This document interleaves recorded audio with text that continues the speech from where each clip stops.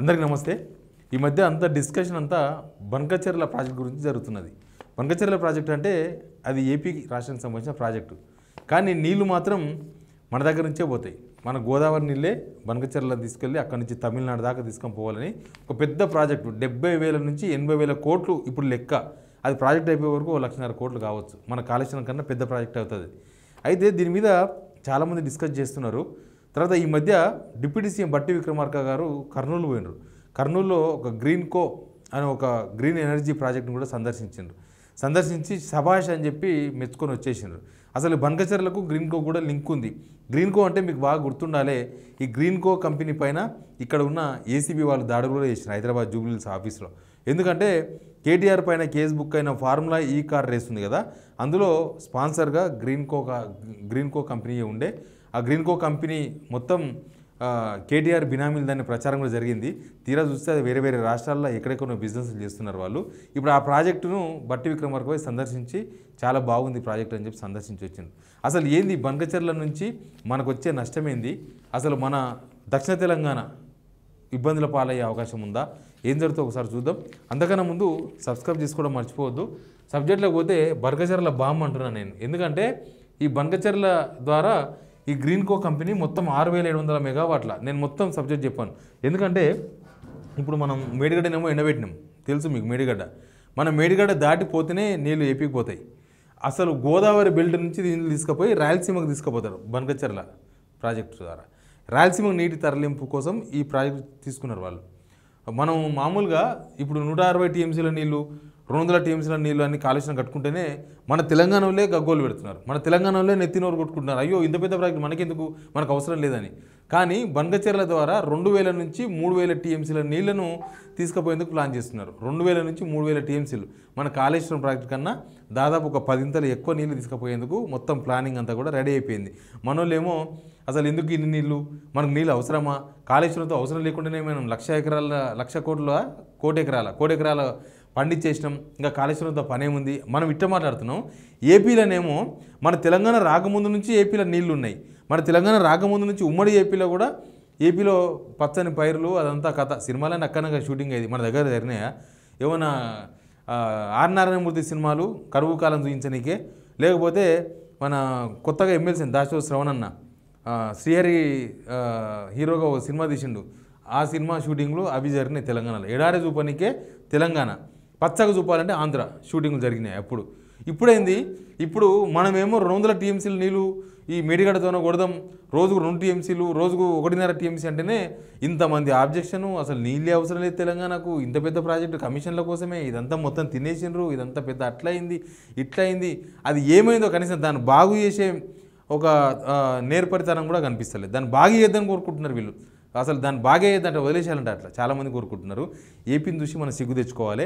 ఏపీలో బనకచెర్ల ద్వారా దాదాపు 2,000 నుంచి 3,000 టీఎంసీల నీళ్లను అక్కడి నుంచి తీసుకుపోయి మొత్తం తమిళనాడు వరకు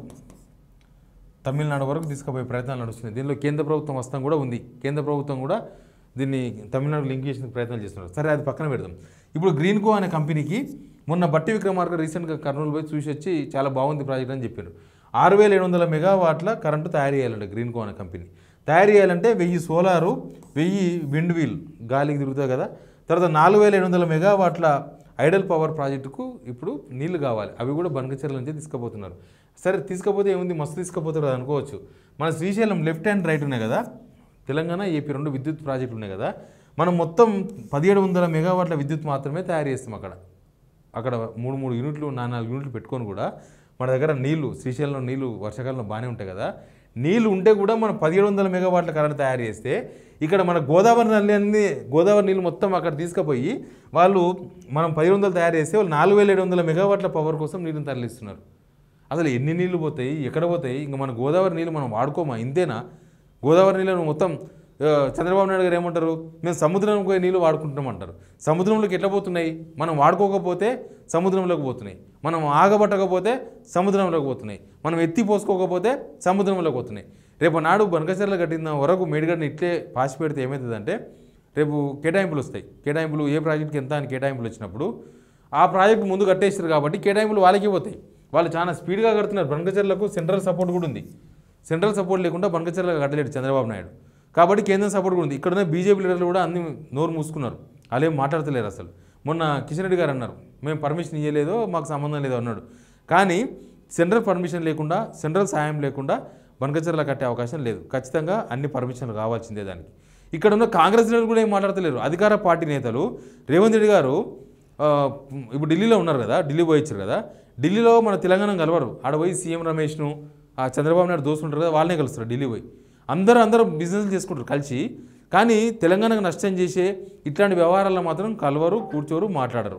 ఇద్దరు ముఖ్యమంత్రులు కాగానే రెడ్ కార్పెట్ వేసుకొని కూర్చొని ఛాయలు తాగి ఇంకా మేము ఇద్దరం కలిసి పోతామని చెప్పిండ్రు. తీరా చూస్తే బనకచెర్ల విషయంలో అసలు ఉత్తమ్ కుమార్ గారు అప్పుడప్పుడు ఒక స్టేట్మెంట్ ఇస్తున్నారు, మేము ఖచ్చితంగా అడ్డుకుంటామని. ఎట్లా అడ్డుకుంటారు? చంద్రబాబు నాయుడు గారికి ఇప్పుడు సెంట్రల్లో ఆయనకు వాళ్ళ సపోర్ట్ అవసరం. చంద్రబాబు ఏం చెప్తే కేంద్రం అదే చెప్తున్నది. కాబట్టి పర్మిషన్స్ కానీ లేకపోతే ఆర్థిక సాయం కానీ మొత్తం సెంట్రల్ నుంచి వచ్చే అవకాశం ఉంది. మీరు హైదరాబాద్లో కూర్చొని మేము దాని ముందర కోనియమంటే ఏం చేస్తారు? బుల్డోజర్ తీసుకుని ఈ హైదరాబాద్ పంపిస్తారు, అడిగేమన్నా అడుకోమని హైదరాబాద్ బుల్డోజర్స్ పంపిస్తారా? ఏందో క్లారిటీ లేదు ప్రభుత్వంలో. సీఎం రేవంత్ రెడ్డి అయితే బనకచెర్ల అనే విషయంలో అసలు మొత్తాన్ని గాలికి వదిలేసిండు. అసలు దాని మీద ఏం మాట్లాడదనుకున్నారా? లేకపోతే పోతే పోని చంద్రబాబు నాయుడే కదా అనుకున్నారా? లేకపోతే మేడిగడ అనవసరంగా మేడిగడ కడితే ఇప్పుడు బనకచెర్ల వేస్ట్ అవుతుంది కాబట్టి మేడిగడను వదిలేసాం కదా, ఇంకా ఫోన్లే మనం ఎందుకు మాట్లాడాలనుకున్నారా?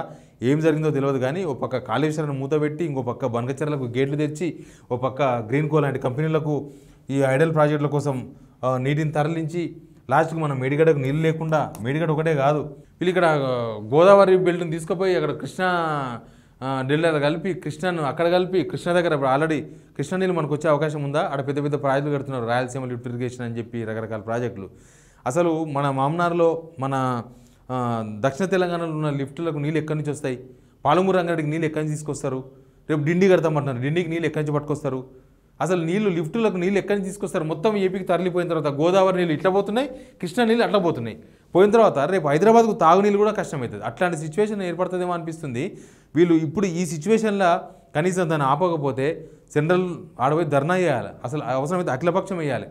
బీఆర్ఎస్, బీజేపీలో మాకు సంబంధం లేరు కదా, పట్టుకుపోరే వాళ్ళని కూడా. అన్ని పార్టీల వాళ్ళు అఖిలపక్షం ఏర్పాటయ్యి ఇప్పుడు బనకచెర్లను కనుక ఆపకపోతే, బనకచెర్ల అంత పెద్ద కెపాసిటీ కనుక నీళ్ళు కనుక తీసుకపోతే చాలా ప్రాబ్లం వస్తుంది భవిష్యత్తులో. మళ్ళీ మనం ఇంకొక తెలంగాణ ఉద్యమం చేయాల్సి వస్తుందేమో అనిపిస్తుంది. కాబట్టి దీని మీద ప్రతిపక్షాలు, ప్రభుత్వము అందరూ స్పందించాల్సిన అవసరం ఉంది. నేను చెప్పిన కదా ఎంత ఇంపాక్ట్ ఉందో అర్థమవుతుంది కదా. 200 టీఎంసీలు ఎక్కడ, 2000 టీఎంసీలు ఎక్కడ, ప్లస్ మనం 1500 మెగావాట్ల కరెంటుకే శ్రీశైలం దగ్గర పెట్టుకున్న నీళ్ళే, అన్ని నీళ్ళు ఉండగానే 1500 మెగావాట్ల కరెంట్ తయారు చేస్తే, వీళ్ళు నీళ్ళు లేని దగ్గర గోదావరికి వెళ్ళి నీళ్ళు తీసుకుపోయి 4700 మెగావాట్లకు నీళ్ళు తీసుకుపోతామంటున్నారు. తమిళనాడు దాకా పట్టుకుపోతామంటున్నారు నీళ్ళను. అసలు ఏం జరుగుతుందో, ఏం జరగబోతుందో కానీ ముందు చాలా కష్టాలు వచ్చే అవకాశం ఉంది. తెలంగాణ రాజకీయాలు పక్కన పెట్టి, రాజకీయాలన్నీ ఏ రాజకీయ పార్టీ అయినా అన్నీ కలిసి ఒక అఖిలపక్షం ఏర్పాటయ్యి ఈ బనకచెర్ల విషయంలో సీరియస్గా స్టెప్ తీసుకోకపోతే మాత్రం చాలా సమస్య వచ్చే అవకాశం ఉంది. Please subscribe signal TV.